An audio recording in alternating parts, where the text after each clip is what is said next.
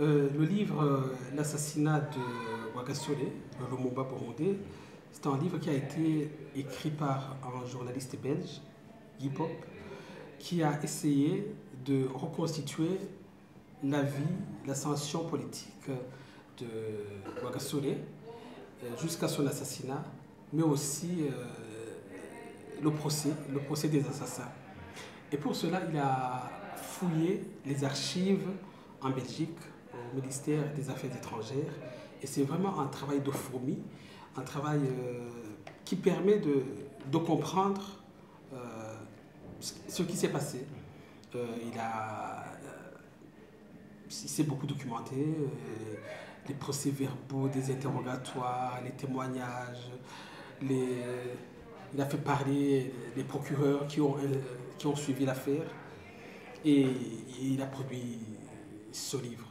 Le livre sort maintenant parce que, vous savez, les archives n'ont pas été toujours accessibles aux chercheurs, au public.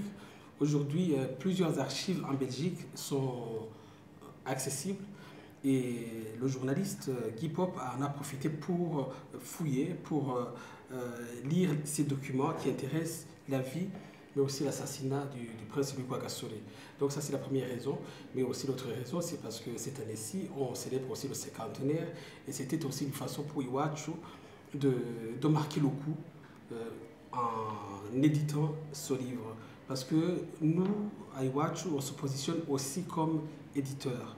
On veut vraiment qu'il y ait des livres sur le Burundi.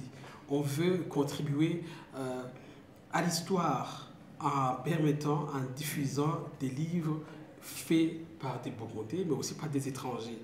C'est donc un service que nous lançons et nous sommes très fiers aujourd'hui que nous commencions les éditions Iwachu avec un livre sur notre héros national.